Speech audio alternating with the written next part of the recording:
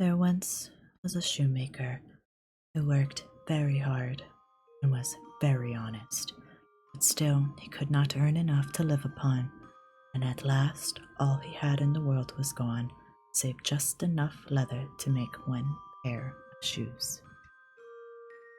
Then he cut his leather out, all ready to make up the next day, meaning to rise early in the morning to his work. His conscience was clear, his heart light, amidst all his troubles, so he peaceably went to bed, left all his cares to heaven, and soon fell asleep.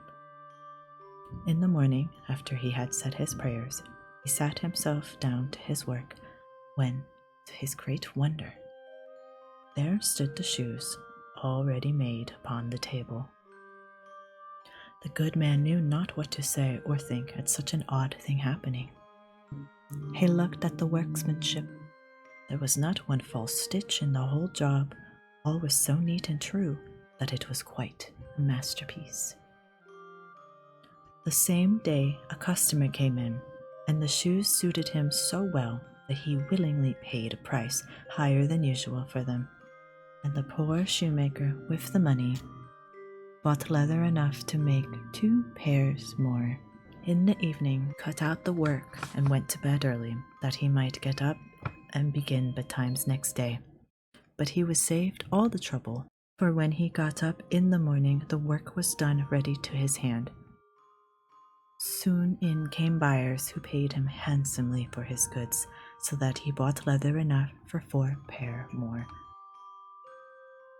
He cut out the work again overnight and found it done in the morning, as before, and so it went on for some time. What was ready in the evening was always done by daybreak, and the good man soon became thriving and well off again.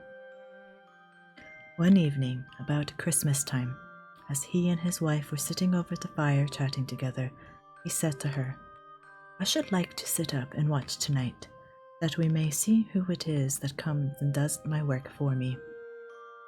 The wife liked the thought, so they left a light burning and hid themselves in a corner of the room behind a curtain that was hung up there, and watched what would happen.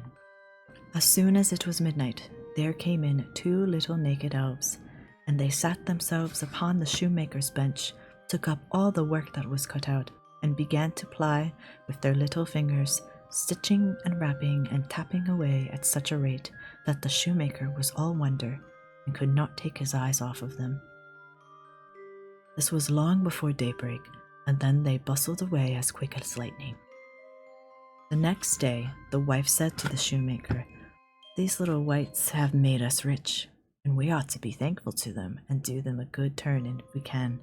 I am quite sorry to see them run about as they do, and indeed it is not very decent, for they have nothing upon their backs to keep off the cold. I'll tell you what, I will make each of them a shirt and a coat and a waistcoat and a pair of pantaloons into the bargain, and do you make each of them a little pair of shoes."